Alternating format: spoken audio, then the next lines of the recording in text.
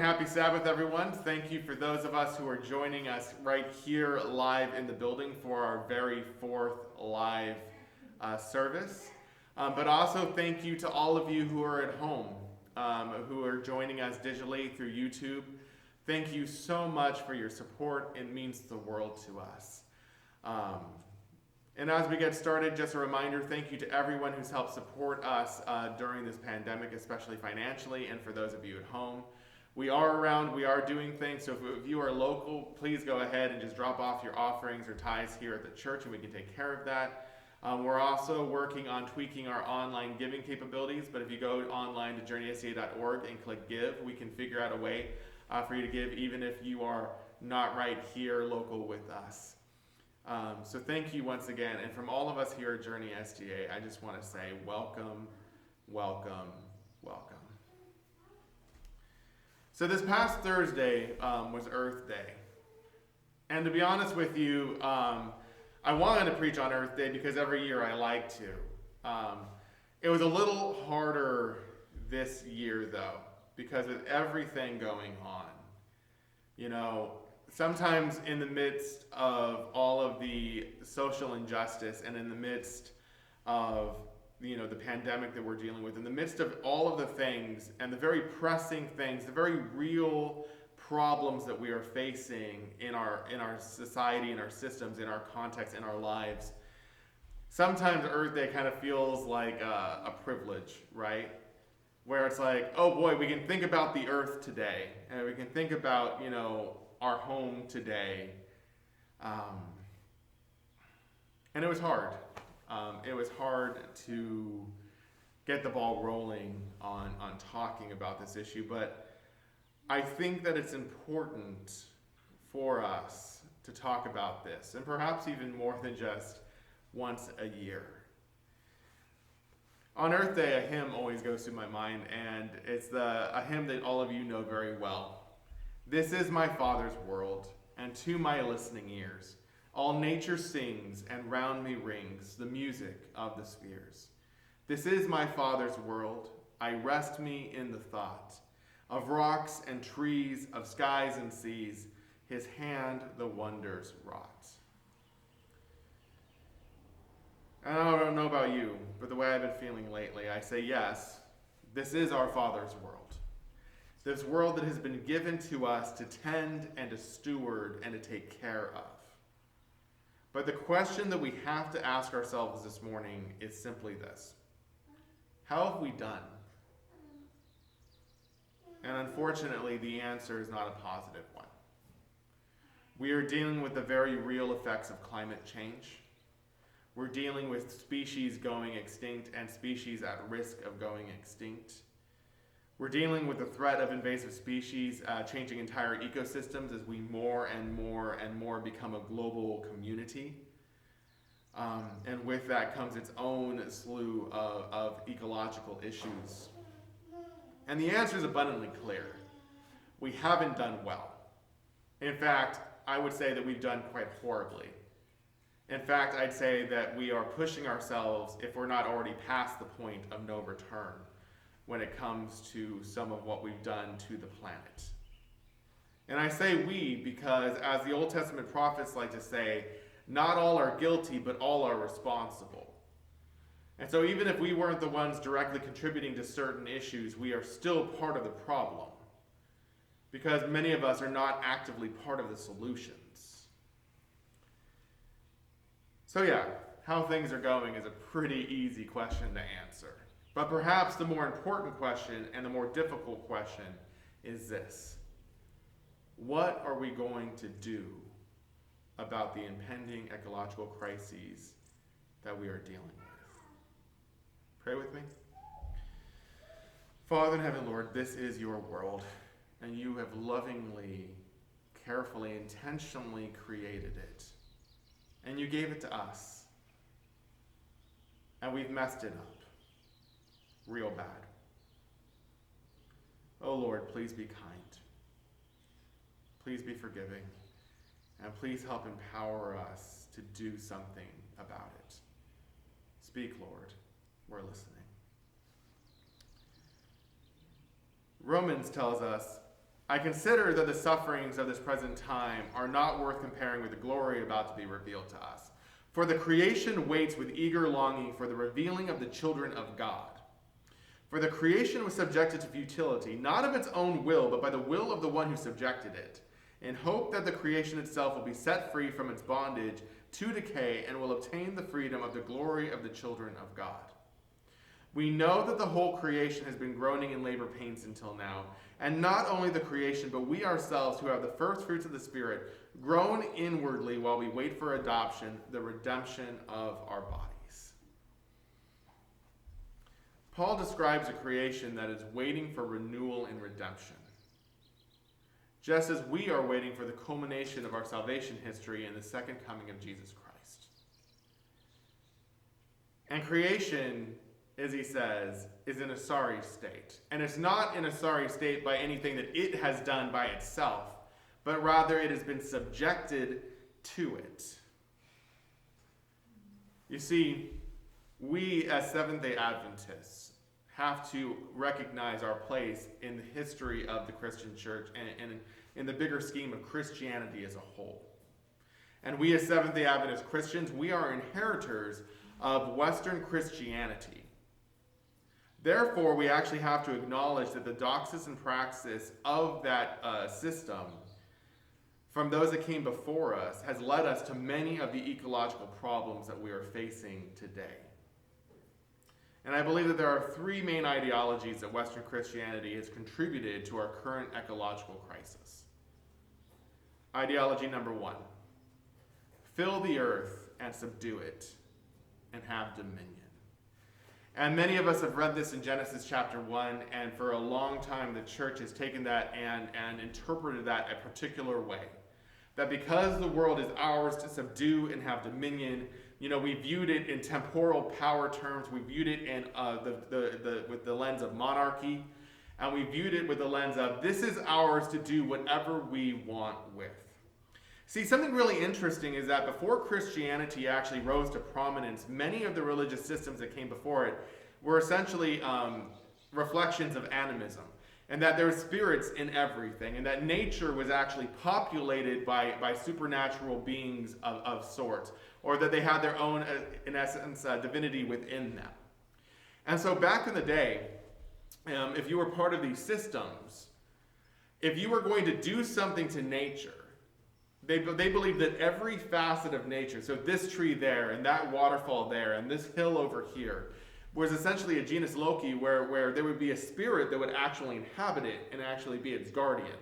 And so what they would have to do is if they were going to do anything to it, they would have to placate or get basically the approval of the spirit there before they would do anything to it. Now, I'm not saying that I believe that. But what I'm saying is that Christianity then came along and burned down the sacred groves because they were worshiping something different than our God.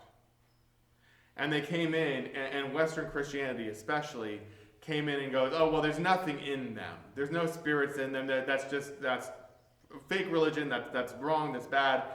And I'm not necessarily saying that that's incorrect. But what I'm saying is by doing that, what they actually did is they replaced the idea of everything having life and everything having its own agency. They replaced it with a nature that is inert, inactive, indifferent, unfeeling. Therefore, we can exploit it as much as we want without feeling guilt.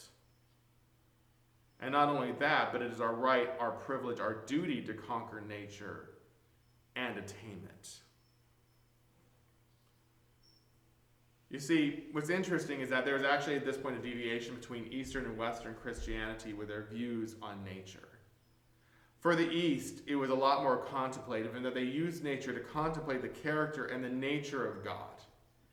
And by looking at nature, they looked at object lessons and life lessons, and they looked at ways, well, how can we understand God better? And how do we understand our relationship with God better by observing nature?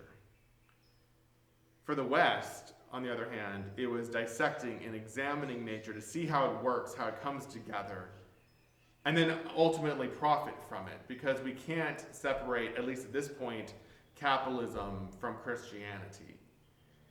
And so that all kind of comes along for the ride.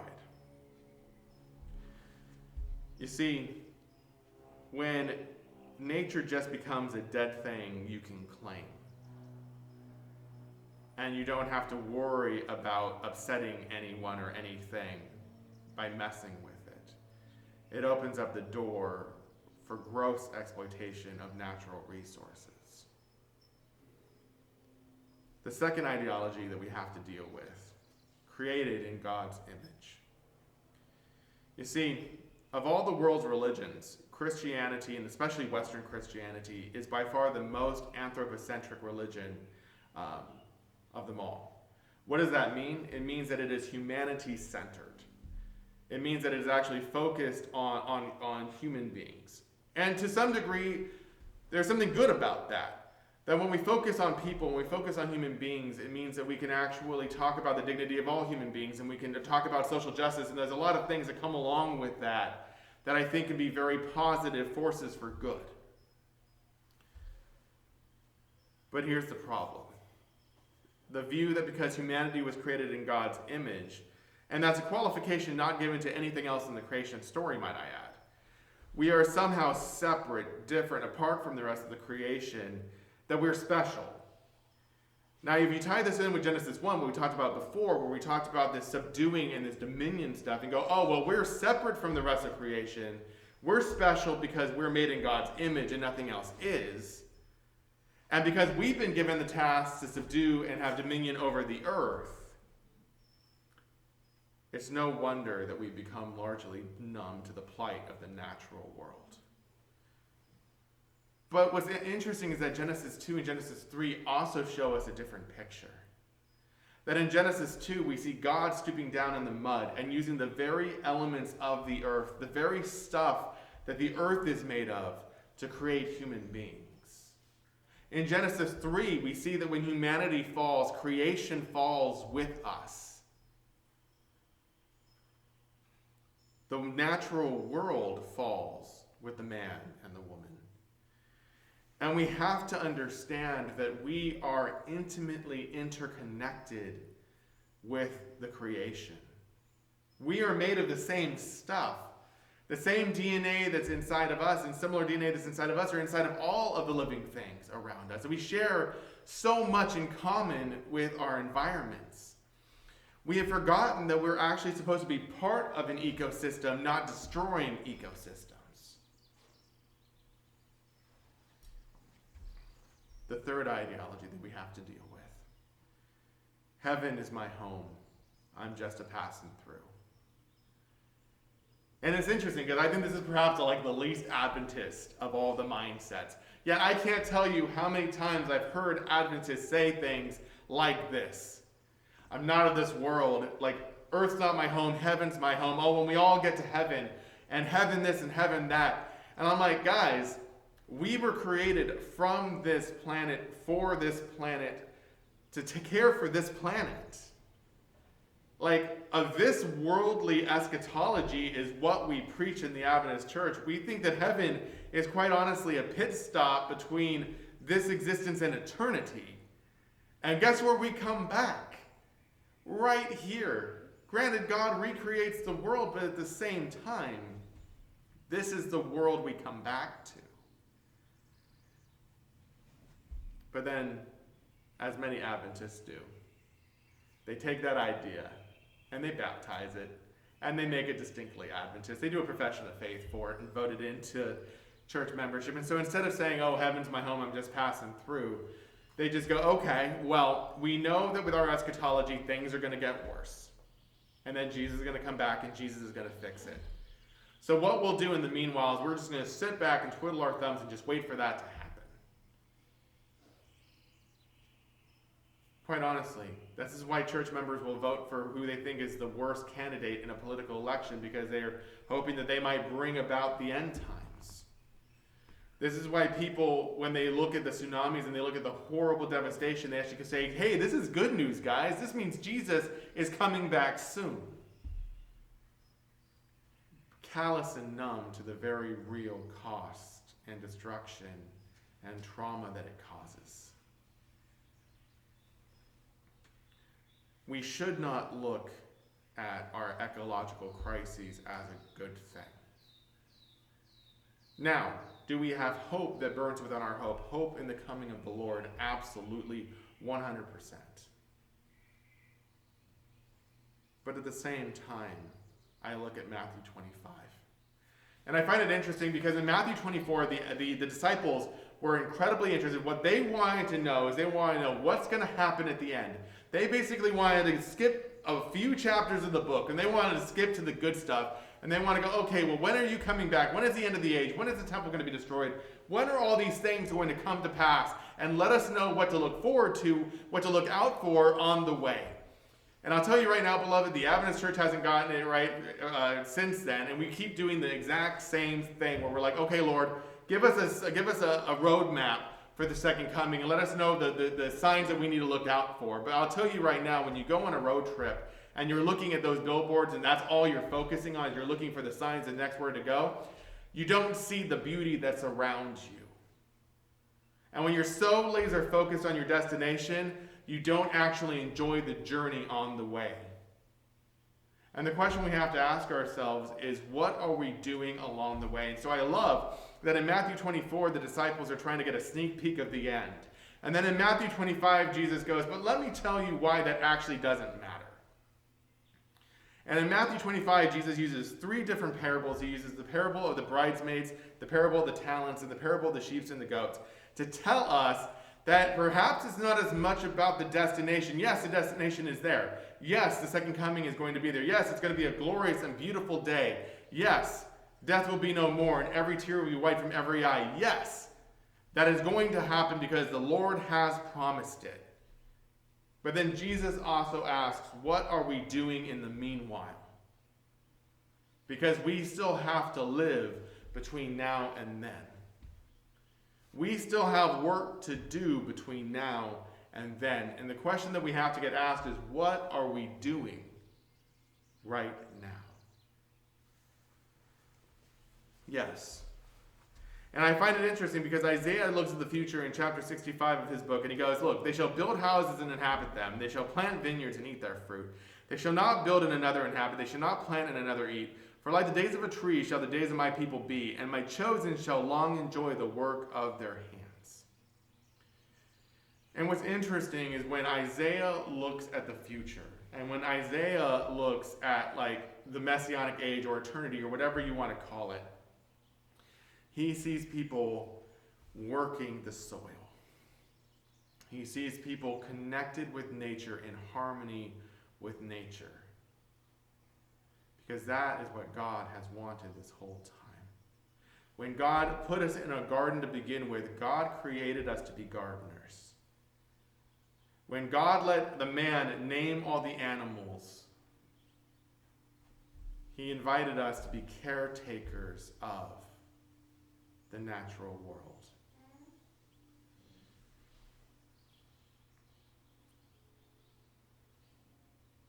So this is the ideological framework for why we should care about the environment. We should care about the environment because God has entrusted it to us. We should care about the environment because we are intimately connected to it, and we are all interconnected. Everything is interconnected. We should care about the environment because this is our forever home. And yes, God is going to recreate it, absolutely. But that almost feels like my boys and their room. Why should I clean my room? Mom's just going to come in and clean it if I don't. So why should I have to worry about it? Well, we're going to see what the problems are there. Here's the question. What are we going to do to help? First, I believe that we lean on the beastly system that we are a part of. As I've said time and time and time again, the system that we live in, our current context, is a beastly system. It is a system that exploits and oppresses people. It is a system that is poisoning and killing our planet. And we have to make our voices heard, and I believe even in protest, in order to push for changes for the better. We vote for people that want to make change. And we vote with our wallets by not supporting companies and corporations that are hurting the planet. We donate to causes that are trying to make a difference. We volunteer with groups who are trying to fix things. We recycle. We create less waste. We reduce or cease our consumption of animals. We encourage others to do the same. And between you and me, beloved, I think that the Adventist Church is actually perfectly geared to be on the front lines of this. Because of our health message, because of our views of holism, because of our views of eschatology, we are actually poised to be a leading force in this, to care for our planet now. And sure, it might be a losing battle. Sure, we might have passed the point of no return when it comes to climate change, but you know what? We can still buy one more year. We could buy one more month.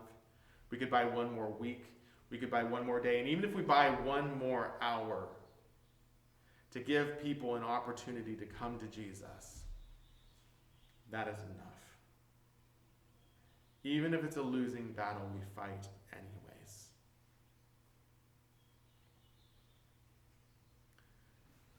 Perhaps we should be more like Francis of Assisi. Perhaps we should embrace our humility and depose ourselves from our monarchy over creation. Yes, the dude preached to animals. And yes, the dude actually tried to bring a wolf to Jesus. Yeah, those are things that happened. But you know what? I think that he was on to something by looking at nature and saying that it's not just a dead thing we can claim. It's not just resources to exploit. It's not just abstract object lessons. What we are being called to, I think, as Christians, is that we're called to embrace nature as being intimately connected to us, to the point that what we do to it, ultimately we're doing to ourselves. So, you might be wondering, how can I help? And what I like to try to do with my messages is I try to give concrete ways that you can help.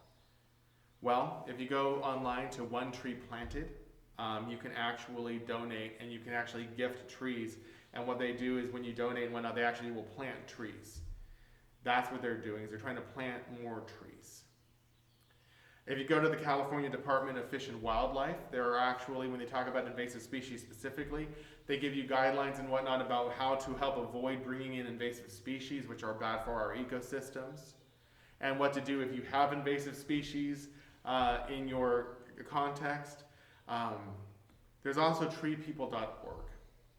And there are actually people in the LA area that are actually coming together, and what they do is they plant and care for trees, they harvest rain, and they renew depleted landscapes. And so they're trying to do a lot of work undoing the ecological damage that we have done in the sake of civilization and progress.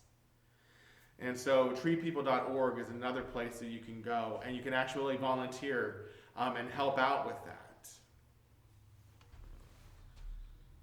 Beloved, when the time comes, and Jesus comes in the clouds of glory,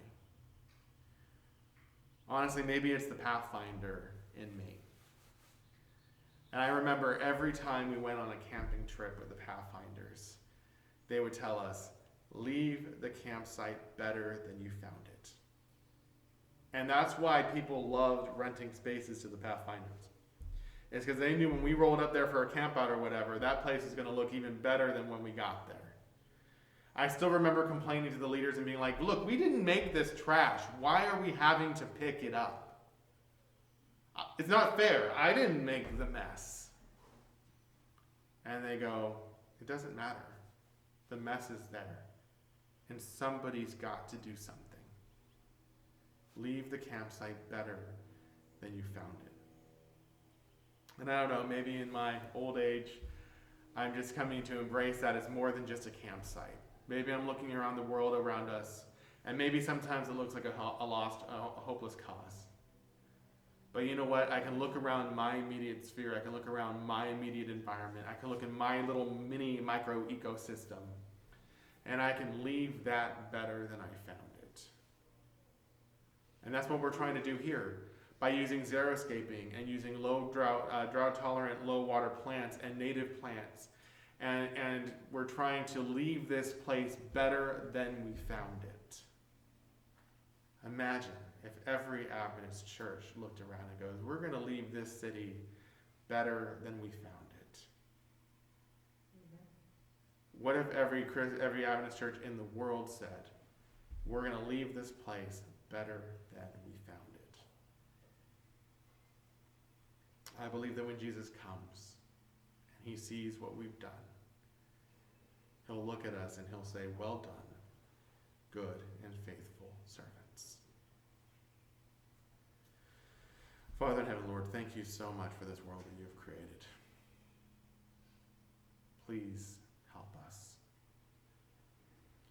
Help us in the midst of uncertainty and doubt. Help us in the midst of severe injustice and oppression.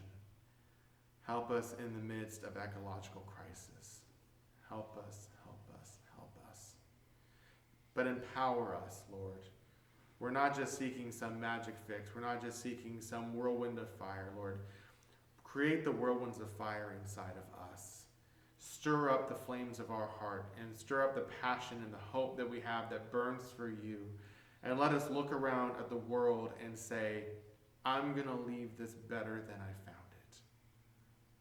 Help us. In the name of the Father, Son, and Holy Spirit, I pray. Amen. For those of you listening at home, if you have been enjoying our content, enjoying the things on our channel, from the Sabbath schools to the sermons to the book clubs, please, please, please subscribe or share it with people that you think might be edified by it. And again, thank you all for joining us today.